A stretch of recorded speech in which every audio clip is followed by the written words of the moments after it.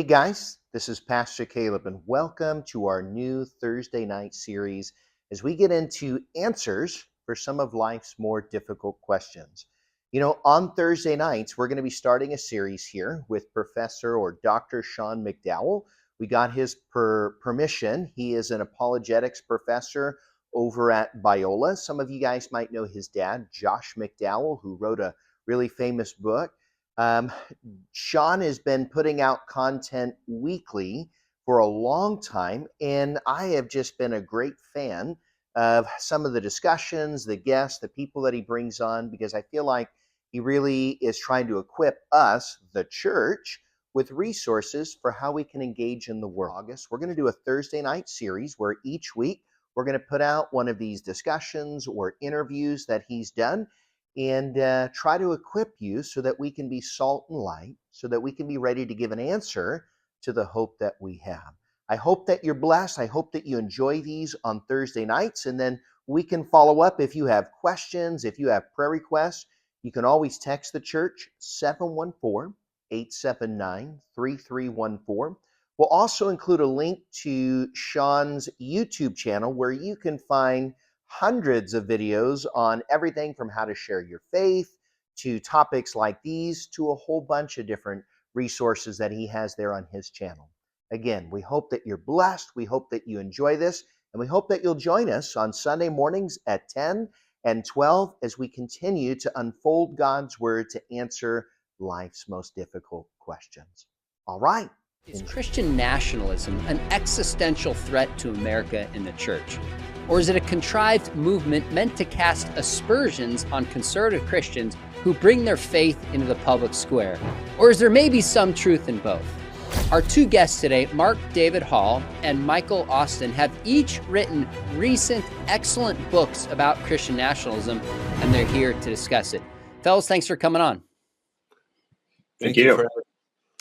Well, let's start with just each of your stories. I know every time I write a book, there's a story and a motivation I have to do it. So, Mark, let me start with you. Your book is called Who's Afraid of Christian Nationalism, which is an interesting title. Why did you commit to writing that book now?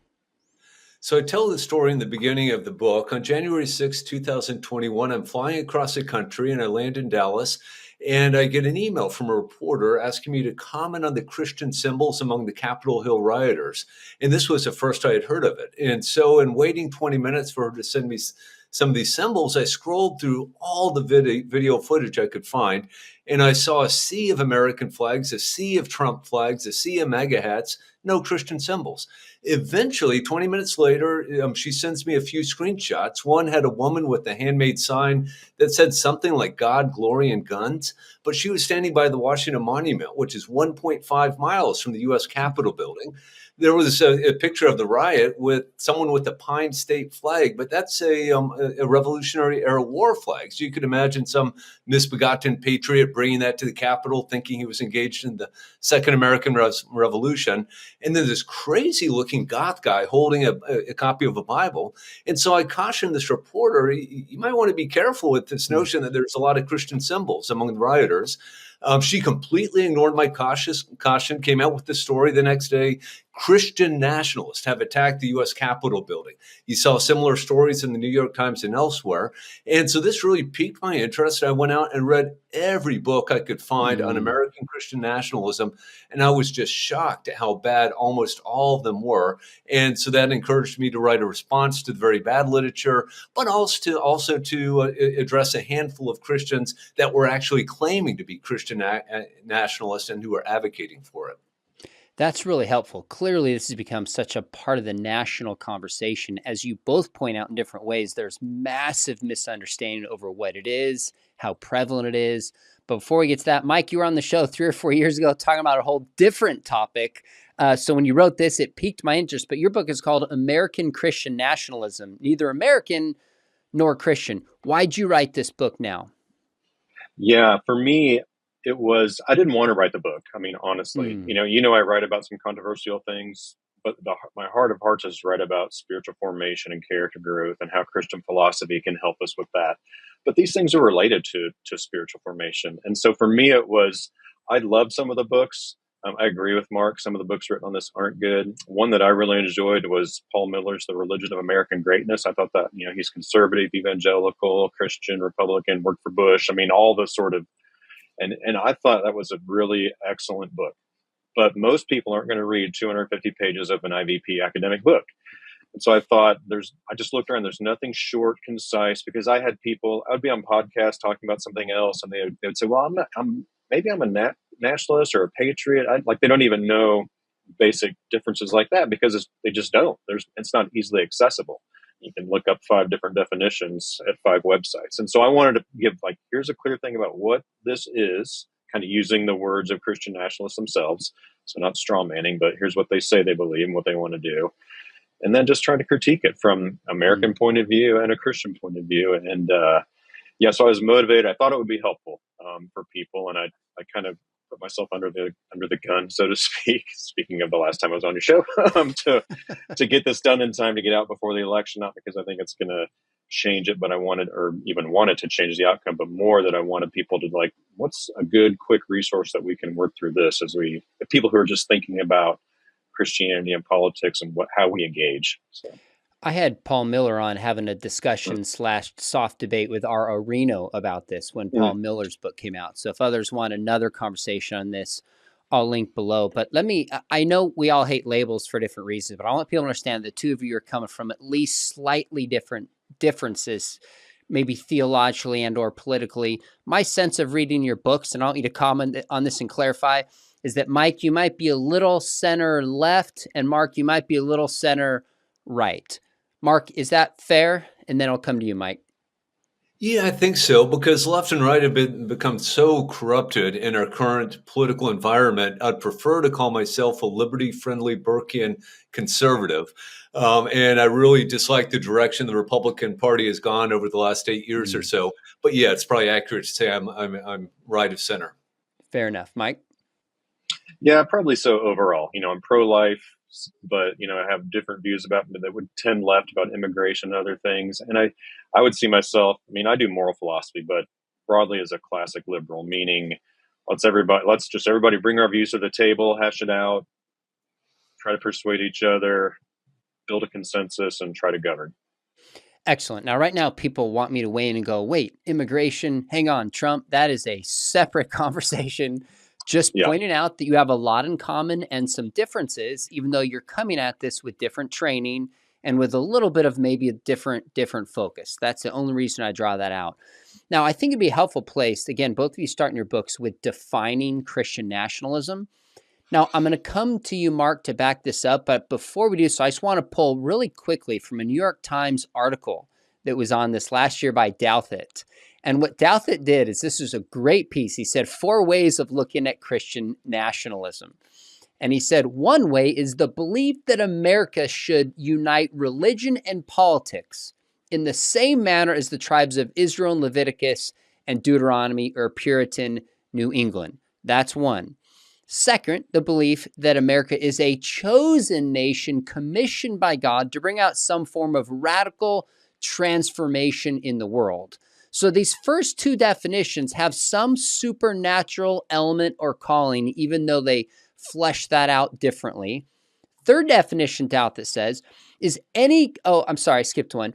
He said the belief that American ideals make the most sense in light of Christianity. So we should desire America to be more Christian than less Christian. So now we've shifted to Christian ideas that framed maybe our Constitution, Declaration of Independence, but there's nothing supernatural, so to speak, about America. And then the last one, which kind of made me chuckle, and we'll get to this, he says any kind of Christian politics that liberals find disagreeable or distasteful. That was just funny because it gets to an issue we're going to talk about today. But part of the point is it's a word like evolution. People mean so many different things by it. So you both wrote a book on this. Mark, give us the best, I don't know if I'd say concise understanding, if that's possible, without leaving out important details of what we even mean by Christian nationalism. Since I'm an academic, I'm not going to answer your question directly. Let me point out that prior to 2006, almost literally no one in the United States of America is using the label or the phrase Christian nationalist. No one's saying Mm, I am a Christian nationalist. No one's saying I am a Christian nationalism is a good thing. Beginning in 2006, you see a steady stream of books by polemical critics, by journalists, by disgruntled evangelicals, by people from the Freedom from Religion Foundation, and they paint a picture of Christian nationalism, which involves Christians who want to take over America for Christ and literally oppress everyone except for white Christian males. And so this is a horrible, scary, toxic thing, and we should be very, very afraid. And so this is, I think, the most common definition. I've probably read 30 books on American Christian mm, nationalism. Almost all of them are written by these polemical critics, and they tell the same sort of story. And this literature is ridiculous, and we can go into it if you want. mm, There are another set of books that I would attribute to the academic critics, people like Paul Miller, who was mentioned earlier, and his is one of the few books I like, although I still am critical of it in my book review of it. But then Whitehead and Perry and people like this that are far more sensible, and yet they lean too much in the direction of these polemical critics. So, for instance, the subtitle of my book, Why Christian Nationalism is Not an Existential Threat to America or the Church, that is taken directly from Andrew Whitehead, who has said this. Christian nationalism is this horrible, scary threat, not only to America's experiment in constitutional self-government, but to the Christian church itself. And people like Gorski and Jamar Tisby and others echo this. And so I think both the polemical critics and the academic critics paint this picture of this horrific threat to America that's bound up with racism, sexism, militarism, just every bad ism that you can find. The academic literature is slightly more responsible, and I would put Paul Miller's book and I'd put Mike's book in a slightly different category here, or a different category altogether. I eventually get to my own definition of Christian nationalism, which is far less toxic than what these critics talk about. But why don't I turn it over to Mike, and I'd love to hear what he thinks about this. Yeah. So for me, if philosophers want precise definitions, you could spend my whole book doing that. But I'm not writing this book for other philosophers so that, someone might actually read it and get something out of it, right? And normal people. And I mean normal as a compliment. So for me, I think reading some of the books and the other online and other kind of writings that not all. So Christian nationalists, they tend to think of the U.S. being founded as a Christian nation. Now, you can believe that and not be a Christian nationalist, but that's one sort of thing that most of them would say. There's a historical kind of connection between what they want and the history of our country.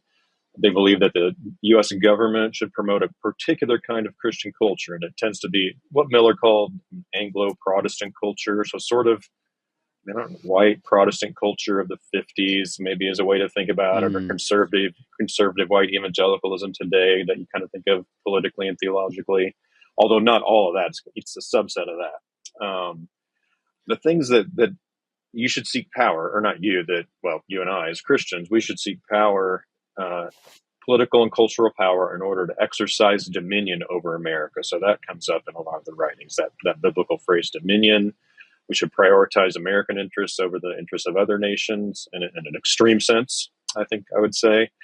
And then what really concerns me in the spiritual sense is a fusing or a fusion of our American identity and Christian identity. So a nationalist, so I think we would say we're Christians first and then citizens of our nation second. And our faith should inform how we live as citizens for sure.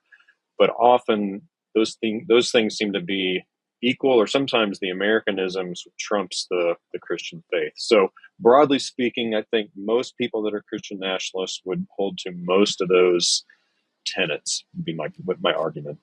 Let me recite these 5 really quickly, and then Mark, tell us what you agree with, if we can kind of have a common definition here and keep moving. You said that America was founded as a Christian nation. We haven't defined that yet, but that's a piece of it.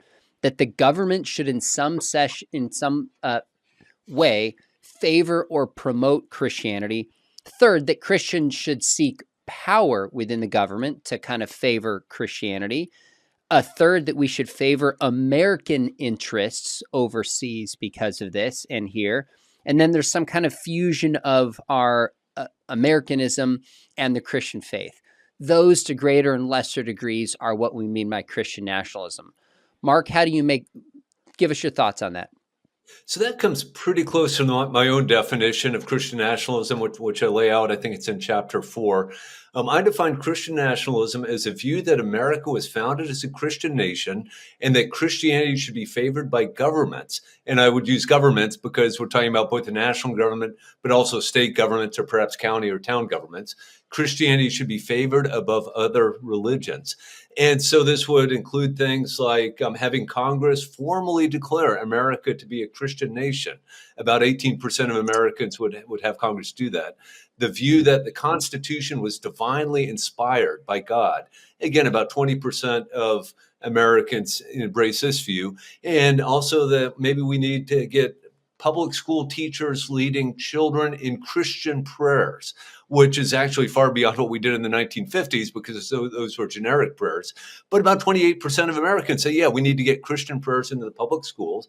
So you average these together, you get about 21% of Americans who hold these views and would like to implement some policies based on them.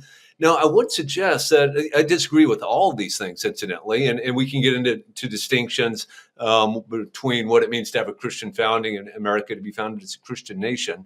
But basically, I think all of these make almost no difference for law and public policy.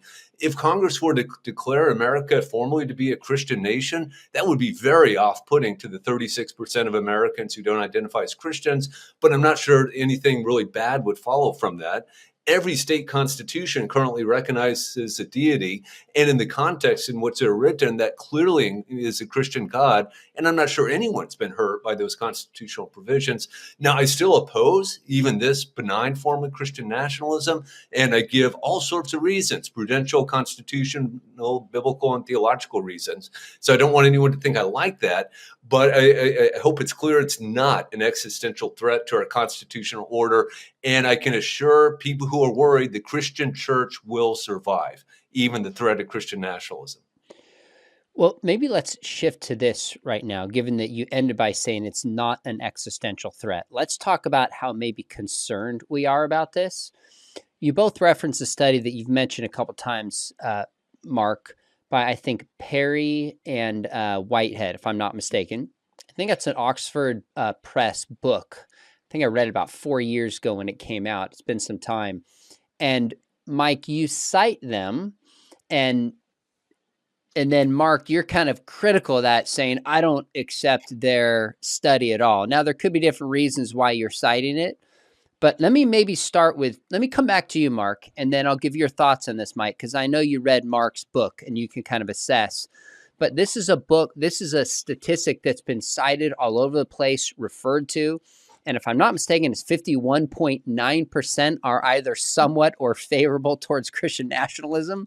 And you say, if so, we should be like deeply concerned, but you don't buy that it's that prevalent. Tell us why. And then, Mike, I want your thoughts on it.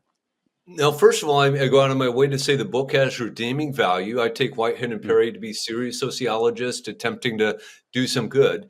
The problem I have, among the problems I have with it, is that they use 7 statements to which people respond. I strongly disagree to I strongly agree. And these almost 6 of the 7 are very ambiguous. So, for instance, the federal government should legislate Christian values. Well, if I strongly agree, is that Christian nationalism? If in my mind, Christian values are peace, justice, and equality, not at all. I can easily imagine the Reverend Dr. Martin Luther King Jr. strongly agreeing with that statement. On the other hand, if I take it to mean that we're going to have an established national church and punish heretics, yeah, that would be a horrible form of Christian nationalism. 3 of the statements have to do with whether or not you support the strict separation of church and state. So should students going to Biola be able to receive guaranteed student loans or Pell Grants? The strict separationists would say no. If I and Mike say, yes, they should, we're getting a lot of points in the Christian nationalist scale. One of the fun questions I really like are statements. The success of the United States is part of God's plan. In my mind, this kind of measures if you're a Calvinist or not. A Calvinist would say, of course, and also the failures of the United States. And by the way, so are the failures of Great Britain and France and Spain. And so to my way of thinking, 6 of these 7 statements simply do not get at what they call Christian nationalism. And again, the picture they paint is of a toxic stew: racism, sexism, militarism, just all these evil isms. And I don't think their measures measure that at all. And yet they're claiming that 51.9% of Americans fully or partially embrace this, including, by the way, 65% of African Americans, which maybe causes them a little embarrassment since this is supposedly a racist, toxic stew. That jumped out to me when the number of African Americans fell in the category of Christian nationalism based on this metric. And like you said, it's supposed to be kind of a white supremacist kind of movement. That gave me pause with the metric. Mike, your thoughts on kind of the prevalence here and his critique of the Perry kind of metric that's used? Yeah, when I read the book a few years ago as well, I just remember reading it on my Kindle as I was trying to go to sleep at night. That's what, for me, that's good. But I highlighted and then went back to it for this. So in short, I agree in the sense of, I think, as a philosopher, all those provisos, that 50% or 51% is too high. I think reading Mark's book and some other criticisms, I would put its sympathizers, adherents in the 20 to 30% range, depending on how you cash that out. So I would agree, it's not an existential threat to the church. Gates of hell aren't going to prevail against the church, then nationalism won't. But maybe I want to tell a story though, so I'll make it quick, but it's a story, so it's not, it's a friend of mine. He's a pastor in Phoenix. He was a neo-Nazi skinhead, and because he started spending time with Christians who basically had him to their house every week for a meal for a year or two, he ended up coming to Christ, and now he's a pastor at the church that he'd been there forever.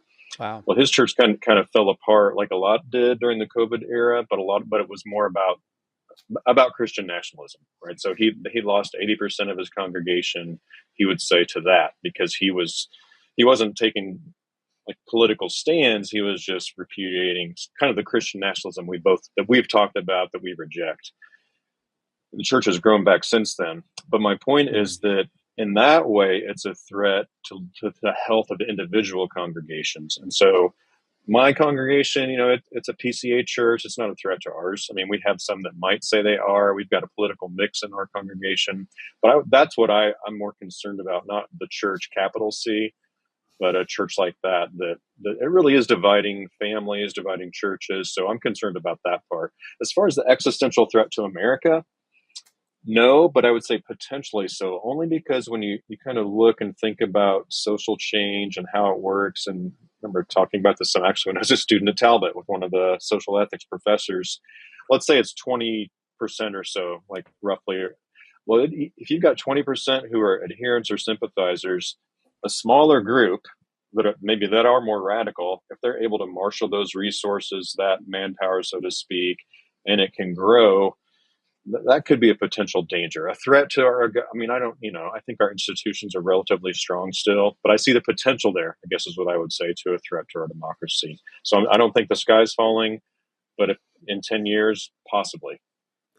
Can I jump in real quick, Please. Sean, and just say that my book came out before Tim Alberta's recent book did, and he's a journalist, and he went and visited a lot of churches, and these poor pastors, their people are coming to them from the right saying, you need to endorse Donald Trump, you need to do this, that, and the other thing, and people are coming from the left saying you have to repudiate Christian nationalism, and he tells plenty of stories where churches are ripped asunder, pastors lose their jobs, and so I agree with Mike. I think there's a lot of problems that come about because of this.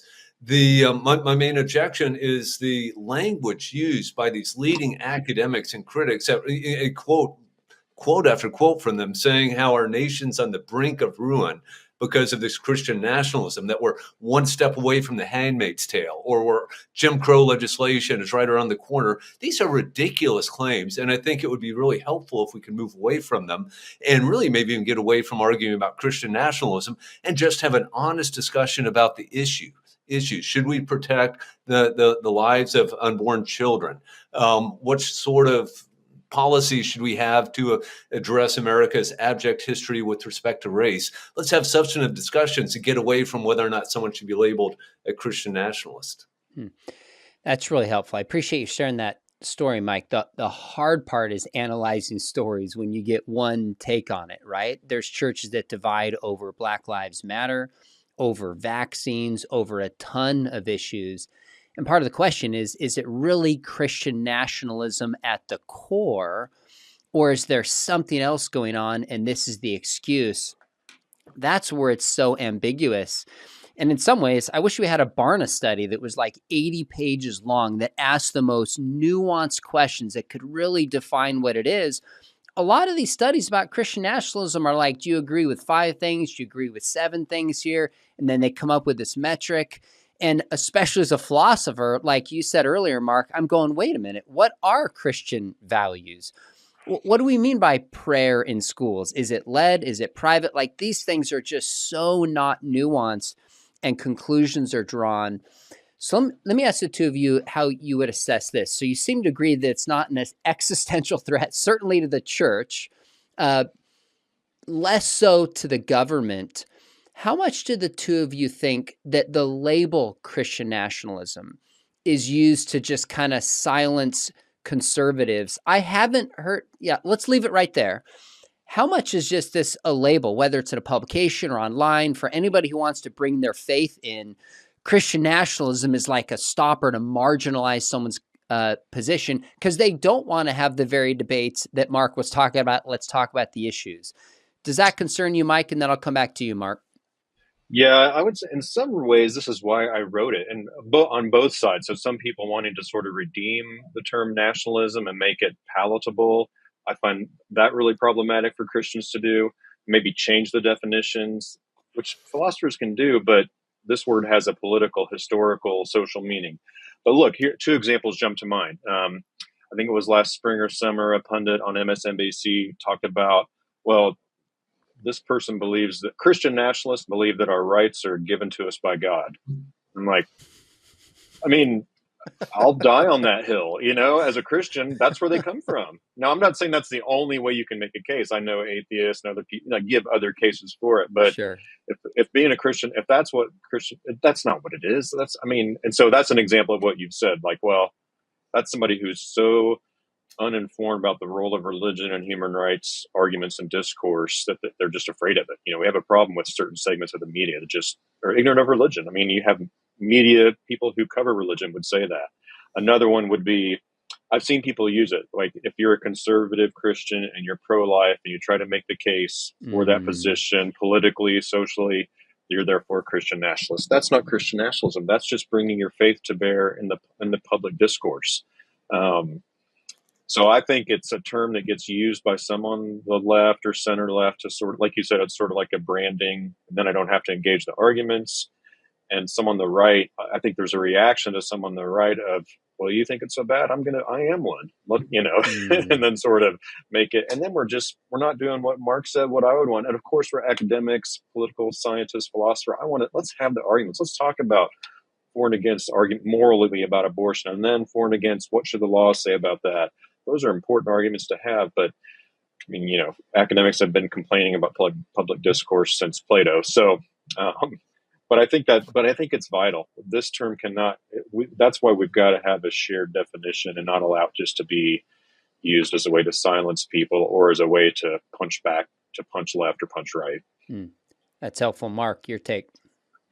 Yeah, so definitely the polemical authors, Catherine Stewart and Julie Ingersoll, Michelle Goldberg, Bradley Onishi, they're absolutely using it as a cudgel to shame Christians, to make it seem inappropriate to bring their faith into the public square. But I would point to academics like Whitehead and Perry. They literally say in their book, if you are pro-life, you are simply concerned with controlling women's bodies, and therefore you're a sexist. And they don't even acknowledge the fact that women are just as likely to be fully pro-life as men. And that would certainly come as a surprise to my wife to learn that she's a sexist because she's pro-life. Similarly, they say, if you think freedom of religious liberty means more than the freedom to worship, you're a bigot. And they obviously have people like Jack Phillips in mind. And I think it's inaccurate to call him a bigot. But religious Agreed. liberty in America has always meant more than the freedom to worship. And so I think this shows these implicit biases. Again, I do think they're implicit in that case. And all of these authors go out of their way to praise the Reverend Dr. Martin Luther King Jr. and his political action because they like that political action. And let me be clear, I like it too. But they want to look at us pro-lifers or pro-religious liberty people and say, you guys are Christian nationalists, and that's a bad thing. You should be ashamed. You should be very, very ashamed. And so that's why I want to push back against it and say, no, this is ridiculous labels. It's ridiculous arguments. One of my favorite sections of the book is where I go through Andrew Seidel's horrible work on the U.S. Supreme Court, where he argues the U.S. Supreme Court has been taken over by white Christian nationalists, and he points to case after case that in some senses seem to favor Christianity, right? A World War I era cross is permitted to remain on public land. It was erected in 1925, but he doesn't even mention that Stephen Breyer and Allegra Kagan voted in favor of it, two Jewish justices. And of course, Clarence Thomas, the African American, gets lumped in with these white Christian nationalists. Yeah, so most of this literature is ridiculous. There are exceptions, Mike's book, Paul's book, Tobias Kramer's book, and that book might allow us to get into one of your questions about the extent to which this is an American phenomenon or something going on in other countries. Oh, let's come back to that in just a second. I have one more question for you. As I see it, and it could be wrong that I'm missing it, it seems to be more of a designation that the left does to the right rather than the secular does to both political aisles. Now, my point in making this is not whether the right or left does this more often. I haven't done any analysis whether this is the case, but you can point towards many recent examples of those who'd be on the left politically that bring their faith to bear. And just to give an example, I remember Obama in same-sex marriage talked about equality that was in the Bible, and he referenced specifically that God created us equally. Harris recently has talked about meeting with her pastor and sharing her faith. I think of the Reverend, of course, Jesse Jackson, the Reverend Warnock, who define themselves by their Reverend title. Maybe I've missed it. I haven't heard anybody say that's Christian nationalism. So as I see it, it seems to be a critique of the right more so than the left. Or am I missing this? And it's really towards any Christians bringing their faith to bear on this one. I'd love to know what both of you think. Mike, what's your take on this? Yeah, I mean, I'm like you. I haven't seen any kind of study or data, but just from someone who's been involved in the reading and the literature and the online stuff, definitely seems to be used primarily to the right of center or further right. As sort of like how the label gets used. Now, in some ways, that's fair in one sense, in the sense that a lot of such people are adopting the label, embracing it, but it's not fair in the sense that others on the left are coming from a religious perspective, and that's informing their policy views. So I think the difference, and again, this is never going to happen in public discourse because we don't want to be nuanced and fine-grained, right? but I think I think of it more as the tension is more about inclusivism and exclusivism and the tension between liberty and responsibility, these tensions that we have. And so, think about like the baking cakes for a same-sex wedding, right? There's that kind of, those tensions show up there. And so, but I think this is something, as I've written this and other books, I've thought, how much do I do this, right? Where I don't really have an in principle problem with people bringing their faith to bear in politics. In fact, I try to do that. I don't know how I couldn't do that, right? Given my commitments and those kind of things. But it's more about how you do it and balancing that with liberty and pluralism and democracy. And at least on one extreme of Christian nationalism on the right, there's this, heretics put in jail, executed. I mean, these are in books. It's not just some random guy on Twitter or X. So there are some concerns there. And so, but I guess the short answer is, it gets used that way more than the other way. Because if you agree with the person on the left, you don't care if it's a religious reason, they're on your side, right? And really quickly, Mike, you would agree that those books and those authors who claim the things that you're saying are extreme within the Christian community and have a small audience of influence. Yeah, one thing that gets a problem with social media is it makes it look like these books are being bought by 100,000 people when it's more Agreed. like 6 or 10 or whatever. 6 or 10. All right, Mark, your Yeah, take. 6 or 10,000. Sorry, it's I still a know. decent amount, but yeah, I know what you meant. yeah. Okay, good. No, that's exactly right. Yeah, so almost solely this has been used against people on the right, and I've Hmm. painfully watched the presidential debates and vice presidential debates, and I think the Democratic nominees have quoted scripture at least as much, if not more, than the Republican nominees. Only until 2022, only one elected member of Congress identified herself as a Christian nationalist, and that was Marjorie Taylor Greene. Just a month or two ago, Josh Hawley identified himself as a Christian nationalist. So that gets us up to two. But if you actually watch his speech at the NatCon convention, pretty much all he says, I think you, Mike, and I would agree. Yeah, this is not bad stuff. He's not advocating for what these other people are advocating for. There are a handful of Christians who have come out advocating for Christian nationalism. I don't really even count Torber and Isker as writing a book. It's more of an extended pamphlet and it's more of a screed. Stephen Wolfe has written a serious book. Doug Wilson has come out and said, well, it's kind of salvageable. One important thing to note about this, despite the cover of Stephen Wolfe's book, none of these guys are nationalists as we generally understand the word. They are all convinced the United States of America is a failed nation. Stephen Wolfe says it might be the case that a Christian nation could arise within the borders of the United States of America. And he talks in terms of governors interposing themselves between their state and the federal government. So maybe Alabama could break away from the Union and become a Christian nation. And he would call it a Christian nation. Now, this is, first of all, it's just flights of fantasy, I think. But I think we also need to understand that these folks are not advocating for nationalism as we usually use the word. And I think you said it already, if you didn't, I did. These are idiosyncratic Calvinists. They are not representative Calvinists broadly. They're all circled around Doug Wilson in Moscow, Idaho. Doug Wilson published Stephen Wolfe's book. He endorsed it. He endorsed Torben Isker. His own book, Your Christendom, is coming out of this milieu. And they're not selling well. Again, once Wolfe's book came out and was #1 in an Amazon subcategory, people like Whitehead and Perry said, there it is, evidence of a massive Christian movement. But I actually, as of last year, his book had only sold 6,500 copies. That's about exactly as many as Whitehead and Perry had sold. And that's an academic book. This is not a New York Times bestseller. It's not anything close to one.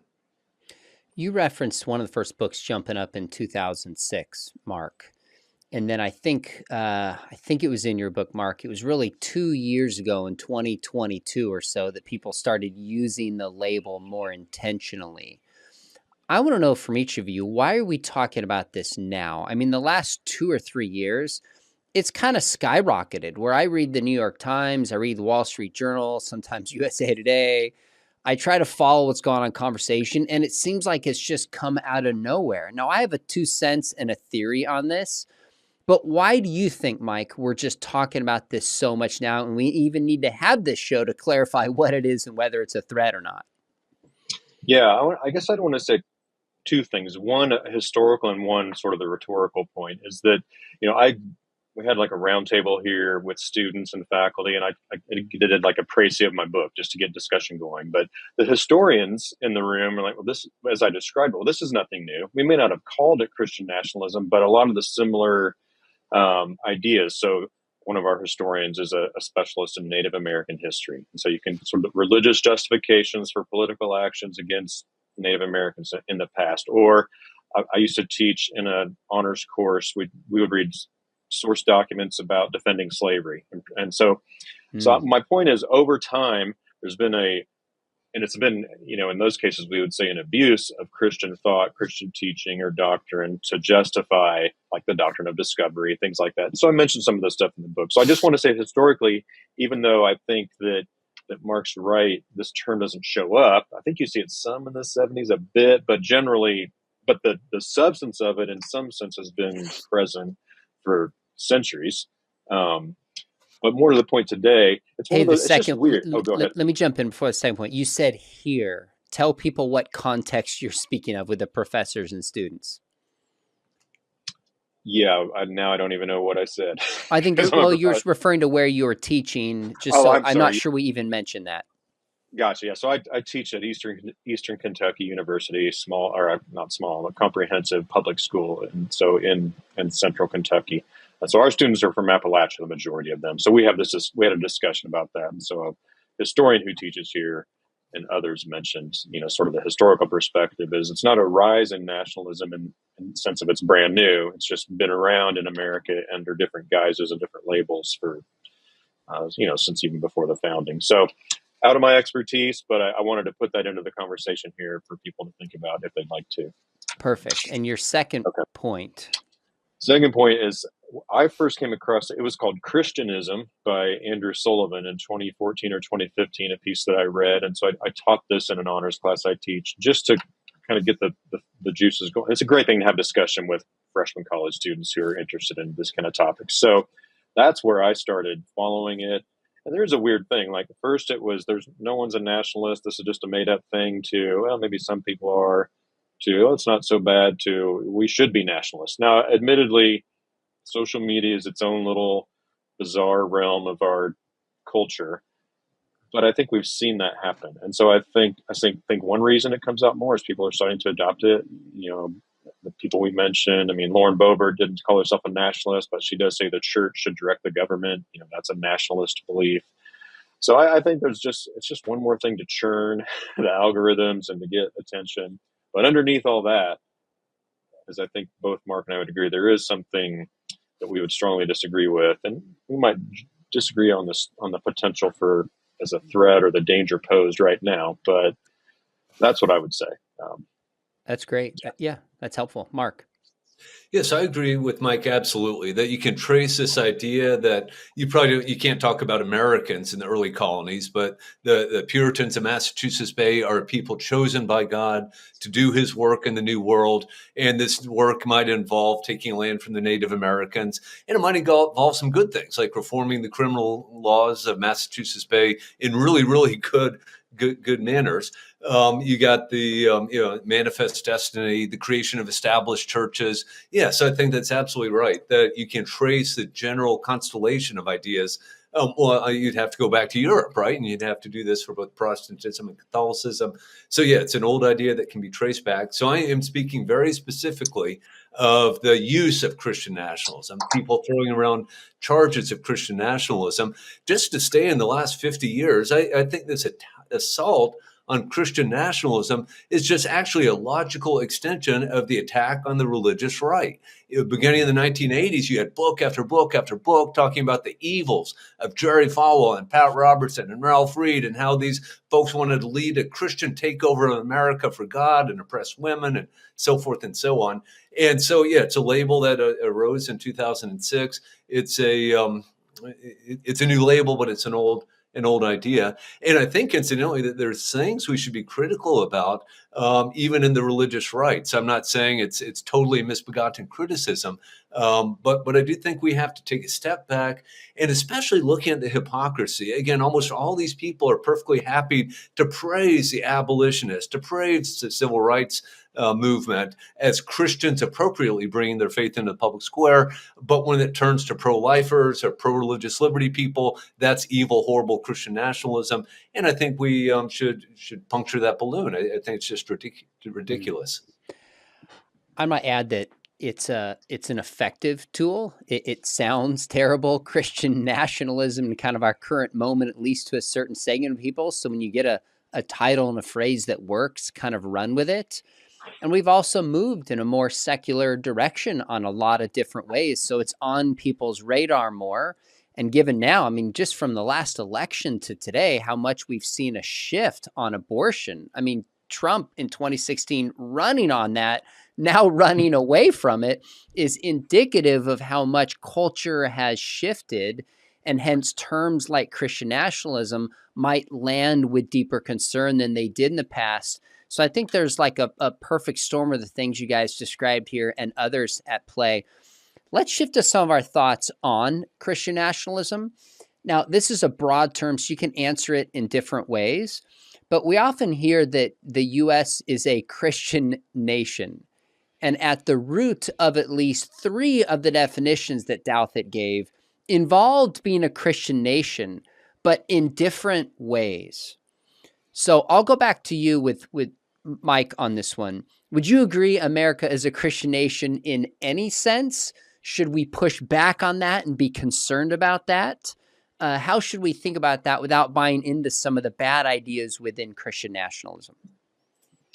Yeah, I would say America is a Christian nation in the particular sense that the ideals, the founding ideals, at least not necessarily how they were applied and all, setting that aside, but just the ideals themselves, liberty, equality, justice, life, liberty, pursuit of happiness, all those basic fundamental human rights.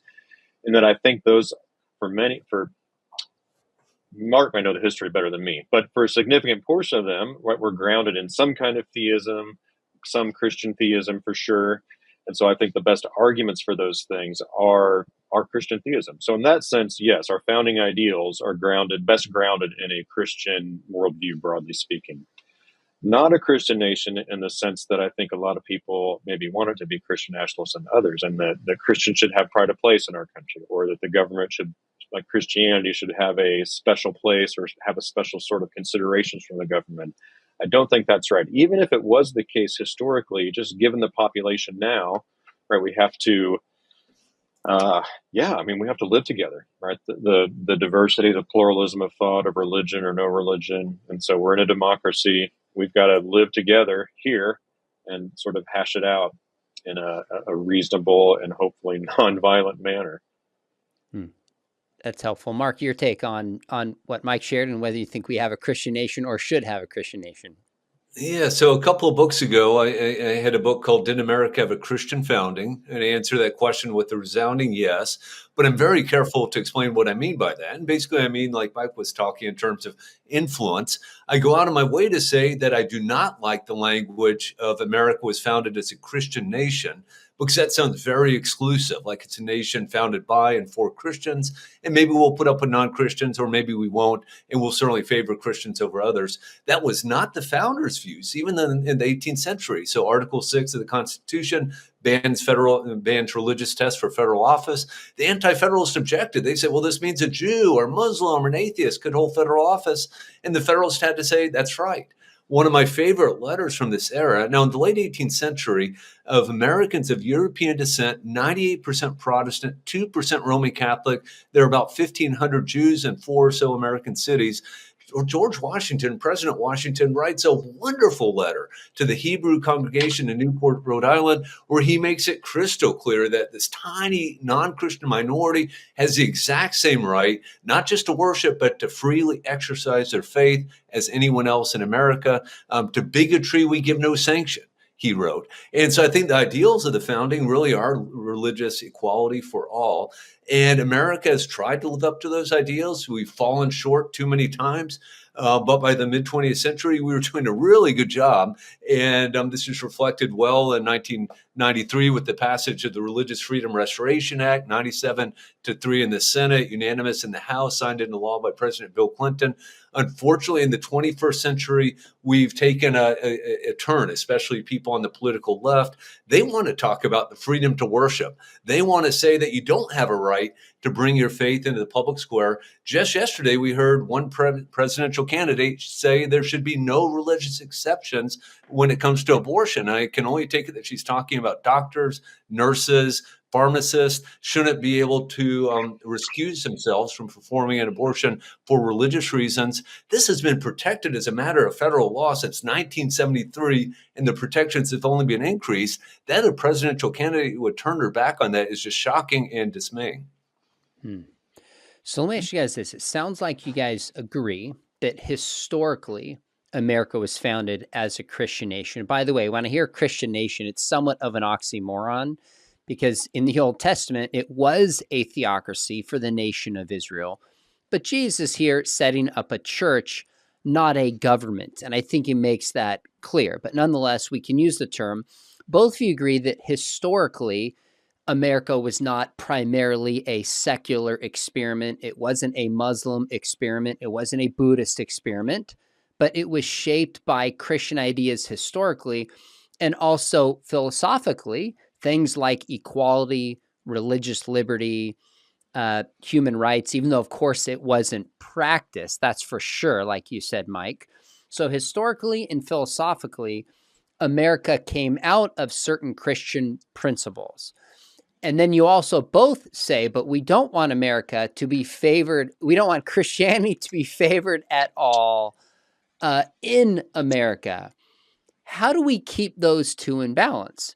How do we keep the historical and philosophical roots that make America America, that stem from Christianity, without at least favoring it in some fashion or another? What does that look like in your minds? Mike, I'm going to go to you.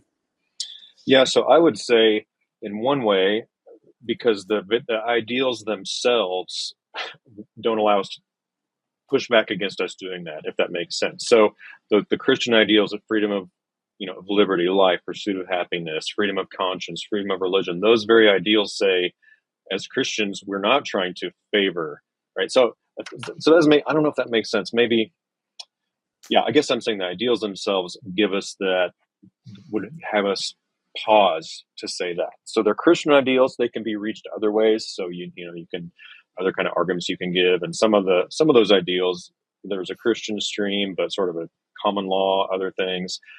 So how do we do that? I think we do that by, maybe C.S. Lewis says this best. He talks about he wouldn't want there to be a Christian government because of the golden rule. So the way that you would imagine Lewis does this memorably, he says, so imagine I live in an Islamic republic where drinking alcohol is banned. If I live there, I wouldn't want them to not let me have my, pints of ale every day.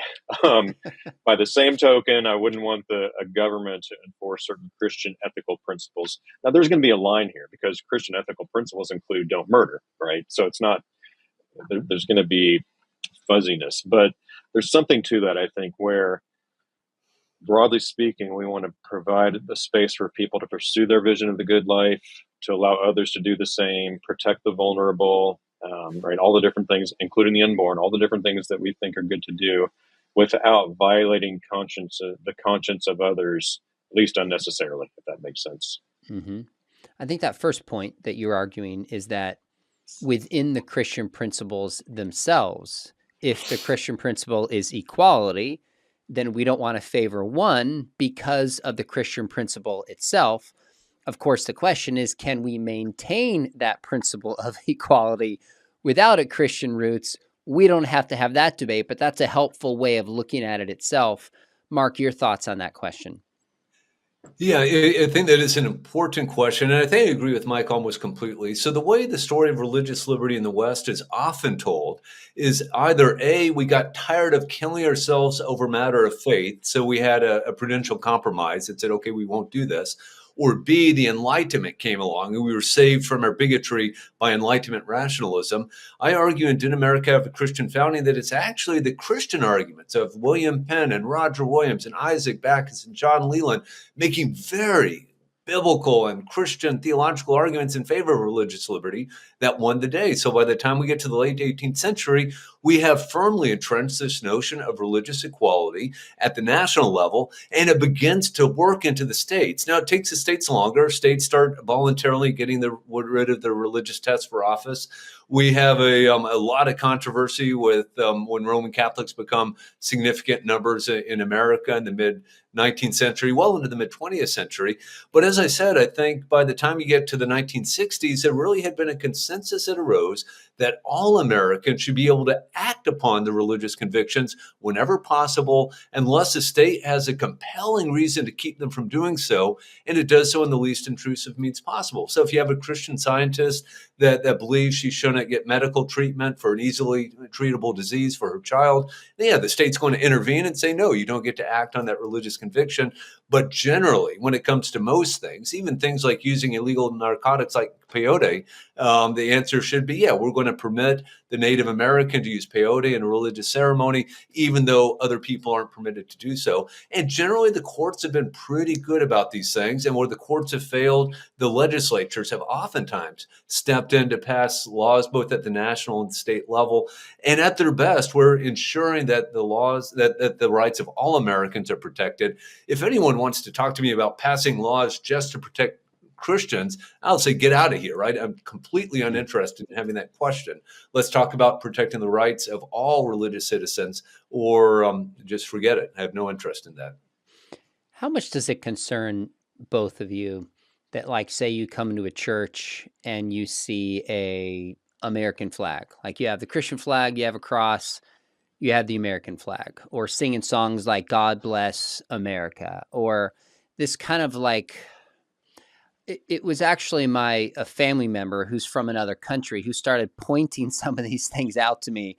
I never really thought about it that much years ago. Is that a kind of Christian nationalism? Obviously, this is not like some of the books you referred to, where it's like, let's lock people up and let's force our laws on other. Do you have concern about that? And if so, how high would you rate that on the scale of like your concerns about Christian nationalism? What do you think, Mike? Yeah, so I'll say this as a personal preference to a degree, that if there's a flag in front of the sanctuary, it does bother me, because I think this is the church, and the church is a transnational community.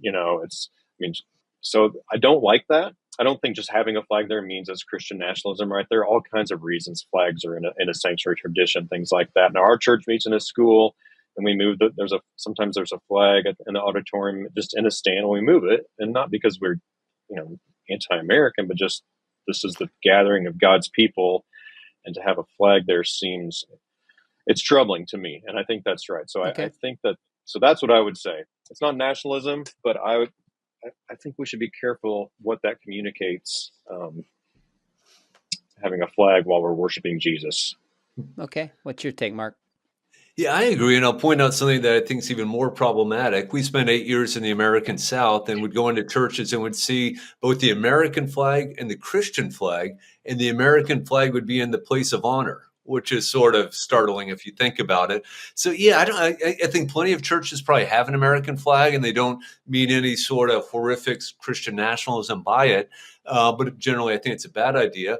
I'll point out just for fun that Stephen Wolfe is crystal clear in the case for Christian nationalism, that flags have no business in the sanctuary of a church. So he's kind of on our side with this. That really surprised me when I saw that, because it just shows how what we mean by Christian nationalism can't put it in a box. We're using the term, that would almost be another definition that we didn't even list earlier as one of the four. So that was a helpful point that you made. Let me take a step back. In a minute, I want you to give me kind of your biblical reaction to Christian nationalism. But on your list of things that concern you, and you don't have to give me your list of what those things are, I want to know where you would rank Christian nationalism, either for the church or for the wider American culture. And I'll tell you, for me, 2 years ago, I wrote a book for students, and it was kind of on ethical issues facing students. It's called A Rebel's Manifesto, and talked about 15 or 20 different big issues facing students.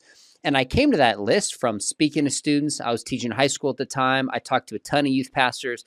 It actually didn't even cross my mind to make a chapter on Christian nationalism. Now, if I wrote it today, I might towards the back, maybe because people are talking about it. But for most students today, it wasn't even in my top 20. And I had a progressive Christian press me on this, and I just said, from talking to students and doing research, maybe I'm missing it. I just don't see it as one of the top issues really pressing this generation. I want to know if you guys agree or if you disagree on this, and maybe just kind of where you would rank it. I'll start with you on this one, Mark. Yeah, so overall, it ranks pretty low on my radar screen. Pew has this great study, 2022, 2024. 50% of Americans haven't even heard of Christian nationalism. Of those who have, 25% have a negative view of it, and only 5% of Americans have a positive view. And I even wonder there, maybe some of those Americans who have a positive view just think, well, I'm a Christian and I'm a patriot, so I guess I'm a Christian nationalist, without embracing all of this toxic stuff. I will say, though, I have noticed among young men in their 20s, if they're Protestants and they're just sick of liberalism, political liberalism, classical liberalism, they are drawn in this direction of Christian nationalism. If the Roman Catholics are drawn in this direction of integralism. And so I am a bit concerned about that. And I do, whenever I have a chance, try to reach out to those individuals or those groups and chat with them. And as I suggested, I don't think it's an existential threat to our constitutional order, but I definitely, Tim, Alberta, and others have convinced me that too many churches have been ripped asunder by this. And so I think, we need some good teaching. And I'd like to think that people like Paul Miller and myself and Mike are hopefully writing books aimed at Christians that will hopefully help them take a reasonable position on this. And to the extent to which they're Christian nationalists, even benign Christian nationalists of the sort I describe, remember, I'm critical of this benign Christian nationalism. I think it's a bad idea for multiple reasons, and these Christians should repudiate it. Mike. Yeah, so I would say it's probably higher on my list, but for particular reasons that Mark just mentioned. But my worry is more how it piecemeal seeps in here and there. So it's not necessarily that Christian nationalism has taken over the church, but that it's like maybe a segment of Christians are less concerned about the religious liberty of all. They're just more concerned about our own religious liberty. Or, Russell Moore tells a story, again, anecdotal evidence, but of going, having numerous pastors tell him they would quote something from the Sermon on the Mount. And this isn't just nationalism, this is political stuff more generally, but nationalism's a part of it. So they'd quote, as an aside, something from the Sermon on the Mount, and then a parishioner or a congregant would come up after the service, and where'd you get those liberal talking points or those woke talking points? And the pastor would say, well, I'm quoting Jesus from Matthew 5:10 or whatever. And instead of like, oh, that's in the Bible, I need to, take that into account and ask God to work however he would want for me to live that out. It's, well, that doesn't work in where we're at right now. Right? That, loving turning the other cheek doesn't work. So that's what concerns me, is that it's the fruit of what I think is a deeper problem. And then we're struggling with discipleship in many ways in the church in America. We're struggling with the spiritual formation of both 20-something-year-old men and, people, from birth to death.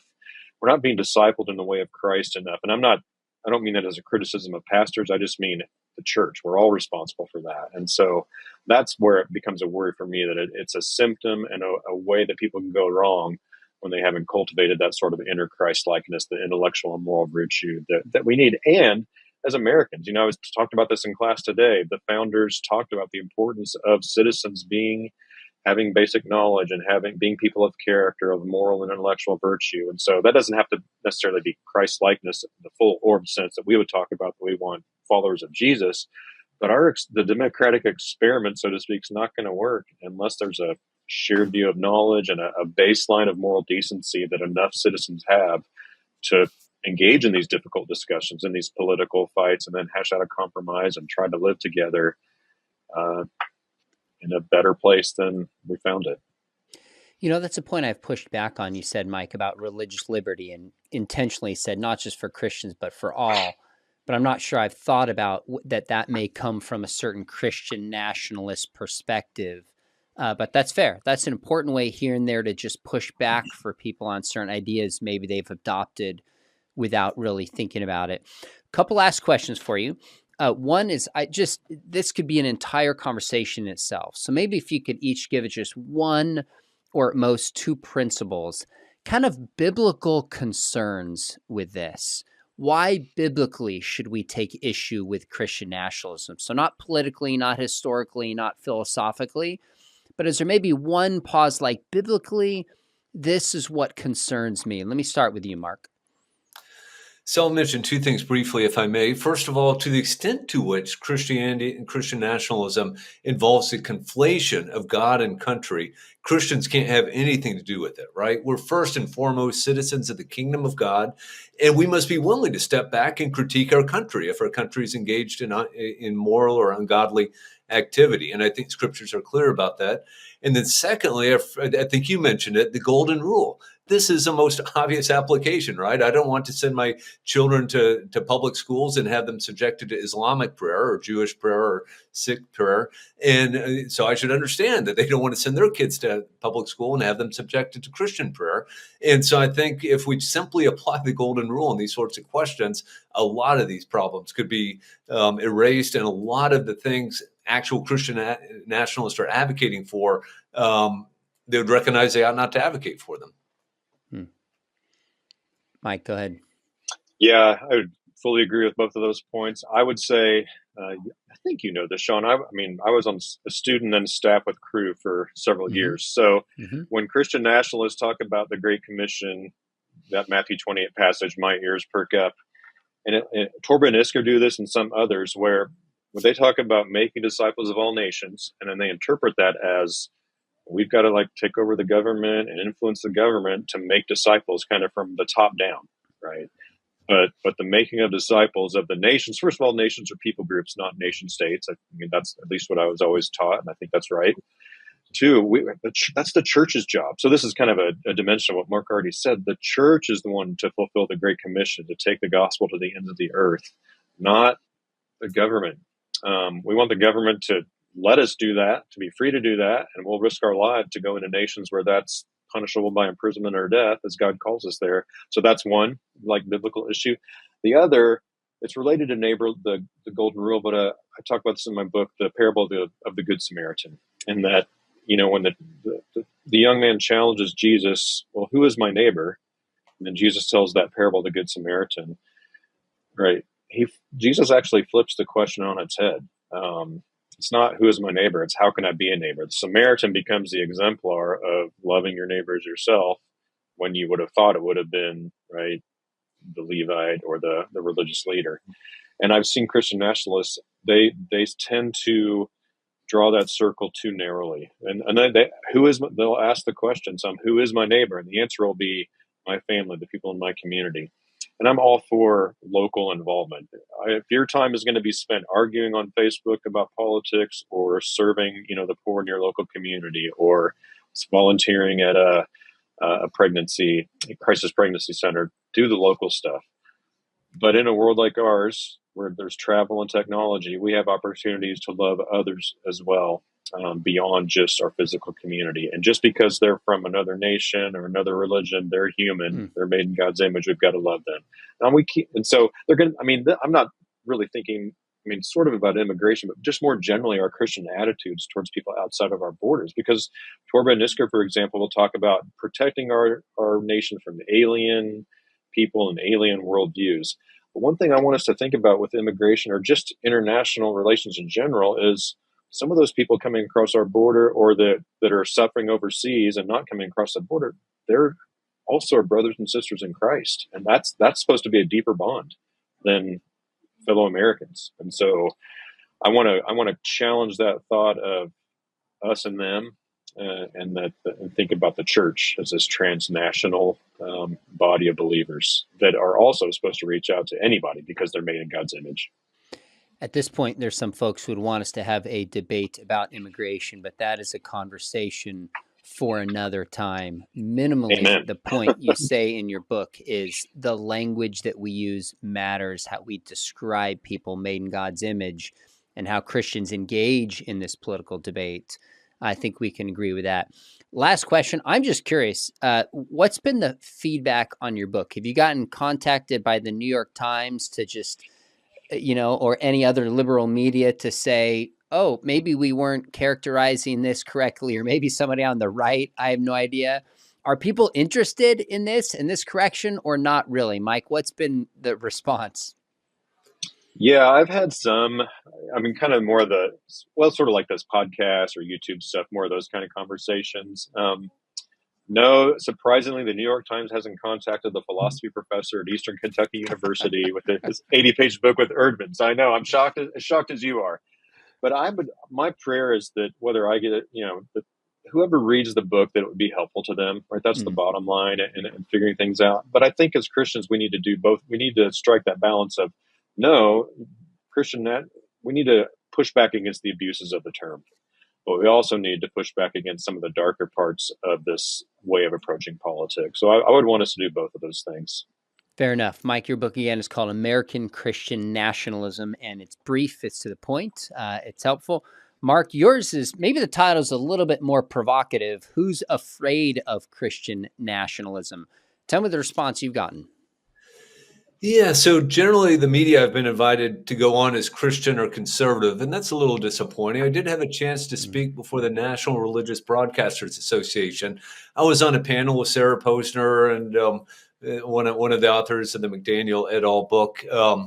And I asked these media people, I said, look, you guys keep going to the same people time after time after time, especially Andrew Whitehead, Samuel Perry, Sarah Posner. Why don't you get an opposing view? That would just seem to be good journalism to me. And, basically almost everyone is wholesale condemning Christian nationalism. Even someone like a Paul Miller, I think, falls way into that. So I would be one of the few people out there saying, hold the horses. This is, you guys are getting way too excited about something that you're not to get excited to. So I've been frankly disappointed by the media response. But again, like Mike, I'm in a Christian college. I'm not a huge prominent name, and I understand that. So, I put the book out there, and God will do with that what he will do with it. And same with Mike's book, I trust. I would have been surprised if both of you said you got a lot of calls, because both of you saying, let's lower the temperature down. There's concern, but it's not as big as people are saying it's a concern. The numbers are not as high. Isn't the story that fills up and gets people to read in our shock and awe moment. But I found both of your books helpful and insightful when this topic comes up. Certainly for me, when people ask, I'll send them to your direction. If anybody's watching this and has a connection and somebody's open to having a conversation in different media, invite them on, and I think that would be helpful. Appreciate you guys. Thanks for just a cordial, thoughtful exchange. You agree on a lot, even though there's some issues that you differ on. I thought this was a wonderful conversation. Really appreciate you guys coming on. Hey, Thanks for putting us together.